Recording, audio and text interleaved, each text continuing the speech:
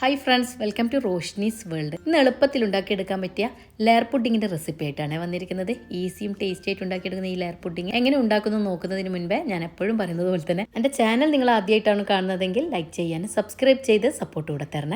അതേപോലെ വെറൈറ്റി ആയിട്ടുള്ള pudding recipes ഒരുപാട് ചെയ്തിട്ടുണ്ട്. കൂടെ തന്നെ പോളാർ റെസിപ്പീസും വെറൈറ്റി ആയിട്ടുള്ള ചെയ്തിട്ടുണ്ട് കേട്ടോ. അതൊക്കെ കൂടെ ഒന്ന് കണ്ടു നോക്കണേ. അപ്പോൾ നമുക്ക് ഈ വെറൈറ്റി ആയിട്ടുള്ള പുഡിംഗ് ഉണ്ടാക്കുന്ന എങ്ങനെ നോക്കിയാലോ. ആദ്യം തന്നെ മുട്ട ഒന്ന് ബോയിൽ ചെയ്തെടുക്കണം. അതിനായിട്ട് ഒരു 4 മുട്ടയാണ് ബോയിൽ ചെയ്യാൻ വെക്കുന്നത്. അപ്പോൾ ഇതൊന്ന് ബോയിലായി വരട്ടെ. അപ്പോൾ ഇതാ ബോയിലായി വന്നിട്ടുണ്ട്. ഇനി ഇതൊന്ന് തണുത്തതിന് ശേഷം അതിനെ തോടൊക്കെ കളയണമല്ലോ. അതൊന്ന് തണുക്കാനായിട്ട് അങ്ങോട്ട് മാറ്റി വെക്കാം. ഇനി ഒരു 1/4 കപ്പ് ബദം ചെറിയ പീസസ് ആക്കിയിട്ട് കട്ട് ചെയ്തിട്ട് അതും അങ്ങോട്ട് മാറ്റി വെക്കാം. അടുത്തത് നല്ല തിന്നായിട്ടുള്ള സേമിയാണ് എടുത്തിട്ടുള്ളത്. അത് നല്ല ചെറിയ ചെറിയ പീസസ് ആക്കിയിട്ട് കട്ട് ചെയ്തെടുക്കുക. നല്ല തിന്നായിട്ട് തന്നെയുള്ള സേമി കിട്ടുമല്ലോ, അത് തന്നെ വാങ്ങിക്കാൻ നോക്കാം കേട്ടോ. അപ്പോൾ ഇത് നന്നായിട്ട് കട്ട് ചെയ്തെടുത്തിട്ട് ഇതങ്ങോട്ട് മാറ്റി വെക്കാം. ഇനി നമ്മൾ എടുക്കുന്ന പുഡിംഗ് ട്രേക്ക് കണക്കായിട്ടുള്ള ബ്രെഡ് പീസസ് എടുക്കുക. ലെയർ കണക്കാക്കിയിട്ട് അതിന് കണക്കായിട്ടുള്ളത് എടുത്തോളൂ കേട്ടോ. ഇനി അതിൻ്റെ സൈഡ് വശത്തുള്ള ബ്രൗൺ പാർട്ട് ഉണ്ടല്ലോ, അത് നമുക്ക് കട്ട് ചെയ്ത് മാറ്റി വെക്കണം. എന്നിട്ട് ഒരു സ്ക്വയർ ഷേപ്പിലാണ് കട്ട് ചെയ്തെടുക്കുന്നത്. ഇനി കട്ട് ചെയ്തത് അങ്ങോട്ട് മാറ്റി വെക്കാം.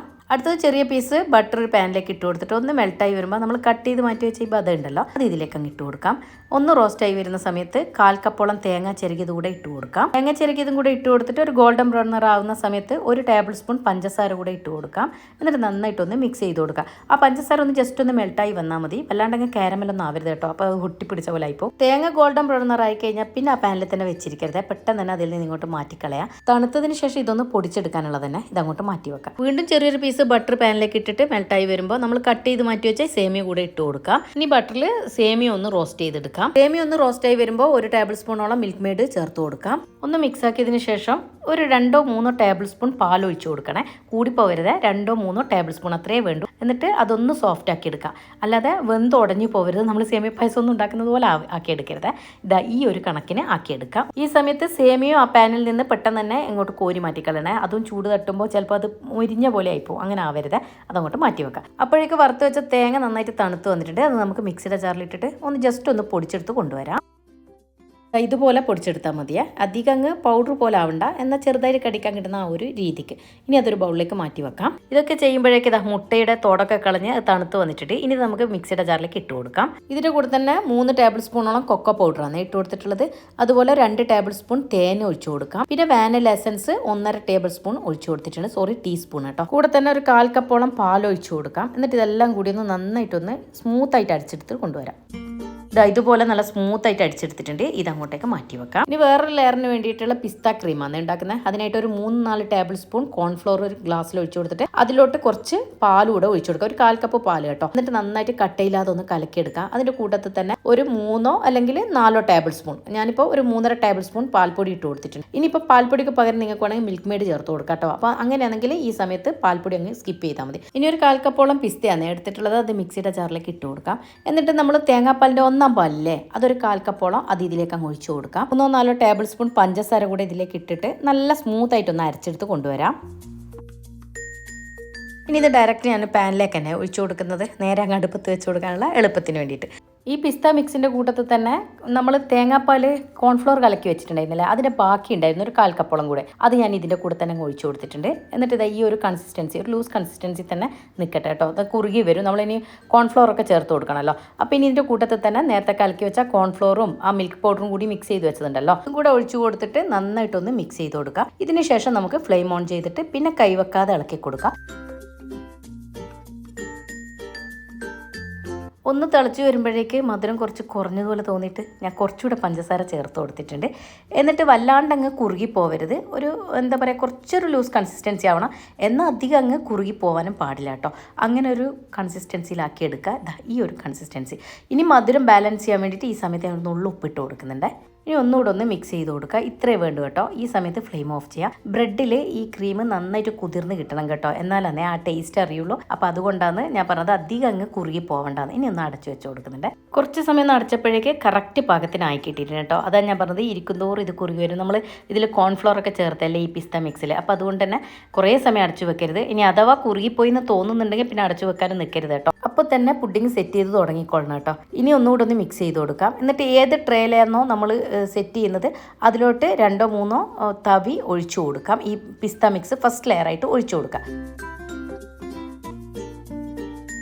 പിസ്ത മിക്സ് ഒഴിച്ചതിന് ശേഷം കട്ട് ചെയ്ത് വെച്ച ഈ ബ്രെഡ് പീസസ് ഇല്ലേ, അത് ഇതിൻ്റെ മുകളിലേക്ക് ഇതുപോലെ അങ്ങ് വെച്ച് കൊടുക്കാം. ഞാനിപ്പം സ്ക്വയർ പീസസിൽ കട്ട് ചെയ്ത് 2 പീസും പിന്നെ ഇതുപോലെ ചെറിയ പീസസ് ആക്കിയിട്ട് അതിൻ്റെ സെൻറ്ററിലും സൈഡിലൊക്കെ വെക്കുന്നുണ്ട്. അങ്ങനെ നിങ്ങളുടെ ട്രേക്ക് കണക്കാക്കിയിട്ട് അങ്ങനെ അറേഞ്ച് ചെയ്ത് വെച്ചാൽ മതി കേട്ടോ. ഇനി ഇതിൻ്റെ മുകളിലായിട്ട് നമ്മൾ നേരത്തെ മാറ്റി വെച്ച ഈ കൊക്കോ മിക്സ് ഇല്ലേ, അത് നന്നായിട്ട് ഒന്നുകൂടെ ഒന്ന് മിക്സ് ചെയ്ത് കൊടുത്തതിന് ശേഷം ആ ബ്രെഡ് പീസസ് മുഴുവനായിട്ട് കവർ ചെയ്യുന്ന രീതിക്ക് മിക്സ് ഇട്ട് കൊടുക്കാം. ഞാനിപ്പോൾ മുഴുവൻ ഇട്ട് കൊടുക്കുന്നില്ല, അതിൻ്റെ ഏറ്റവും ടോപ്പ് ലെയറിലും കൂടെ കുറച്ച് ഞാൻ ബാക്കി വെച്ചിട്ടുണ്ട് കേട്ടോ. എന്നിട്ട് ഒരു സ്പൂണോ സ്പാച്ചിലോ വെച്ചിട്ട് ഒന്ന് ലെവൽ ചെയ്തെടുക്കാം. ഇപ്പോൾ ഇതാ ബ്രെഡ് പീസസ് ഒക്കെ മുഴുവനും കവർ ചെയ്തെടുത്തിട്ടുണ്ട്. ഇനി ഇതിന് മുകളിലായിട്ട് മാറ്റി വെച്ച ഈ സേമിയയില്ലേ, അത് ഇതിൻ്റെ മുകളിലേക്ക് അങ്ങ് ഇട്ട് കൊടുക്കുക. അതുകൊണ്ടാണ് ഞാൻ പറഞ്ഞത് പെട്ടെന്ന് തന്നെ ആ ചൂട് പാനിൽ നിന്ന് അങ്ങോട്ട് മാറ്റി വെക്കണം എന്ന് കേട്ടോ. അപ്പോൾ ഇതാ കംപ്ലീറ്റ് ഇട്ട് കൊടുത്തിട്ടുണ്ട്. ഇതിന് മുകളിലായിട്ട് മാറ്റി വെച്ച തേങ്ങയില്ലേ, അതും കൂടെ റോസ്റ്റ് ചെയ്തത് അതും കൂടെ ഇട്ട് കൊടുക്കാം.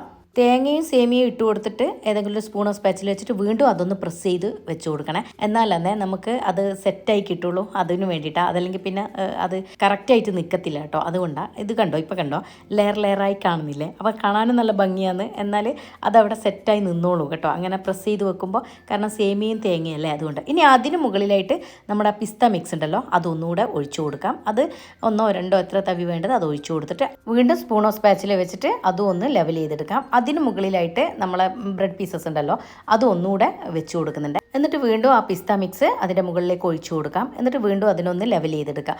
അത് ആ പിസ്ത മിക്സിൽ ആ ബ്രെഡ് ഒന്ന് കുതിർന്ന് വരണം കേട്ടോ. അപ്പോഴാണ് നല്ല ടേസ്റ്റ് ഉണ്ടായിരുന്നു. ആ പിസ്ത മിക്സ് നല്ല ടേസ്റ്റ് ആയിരുന്നു കേട്ടോ. എത്ര സ്പൂൺ നിങ്ങൾക്ക് ഒഴിക്കണോ അത്രയും ഒഴിച്ചു കൊടുക്കുക. ബ്രെഡിൽ അത് എത്രത്തോളം കുതിരുന്നോ അത്രയും ടേസ്റ്റ് കേട്ടോ.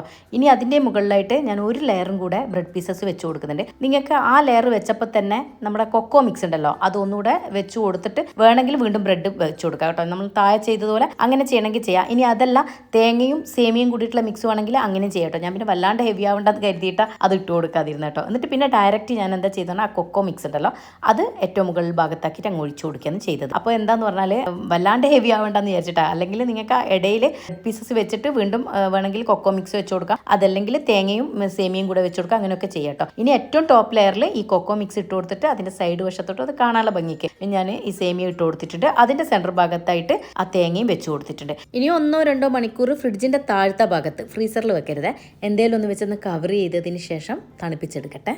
ഇപ്പോൾ ഇത് നമ്മുടെ പുഡിങ് റെഡി ആയിട്ടുണ്ട്. ഞാൻ ഓവർനൈറ്റ് ആയിരുന്നു വെച്ചിരുന്നത് കേട്ടോ. ഞാൻ ഇത് കട്ട് ചെയ്ത് കാണിച്ചു തരാം.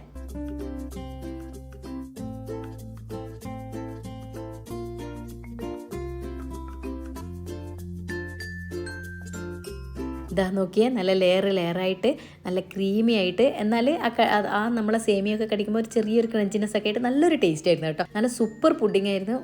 ഒരു ഫംഗ്ഷനൊക്കെ വരുമ്പോൾ നിങ്ങൾക്ക് ധൈര്യത്തിൽ ഉണ്ടാക്കിയെടുക്കാം കേട്ടോ. അത്രയും ടേസ്റ്റ് ഉണ്ടായിരുന്നു. നിങ്ങൾ ഒരു തവണയെങ്കിലും ഉണ്ടാക്കിയെടുക്കാം. ആ പിസ്ത മിക്സില്ലേ, അത് പ്രത്യേക ടേസ്റ്റ് ആയിരുന്നു കേട്ടോ. തേങ്ങാപ്പാലൊക്കെ ചേർത്തതും ഉണ്ടാവാം. നിങ്ങളിതൊന്ന് ട്രൈ ചെയ്ത് നോക്കിയിട്ട് ഇതിനെക്കുറിച്ചുള്ള അഭിപ്രായം അറിയിക്കണേ. അതുപോലെ ആദ്യമായിട്ട് കാണുന്നവരെ ലൈക്ക് ചെയ്യാനും സബ്സ്ക്രൈബ് ചെയ്ത് സപ്പോർട്ട് കൂടെ തരാം. അപ്പോൾ പുതിയ വീഡിയോയിൽ കാണുമ്പോഴേക്കും താങ്ക് യു.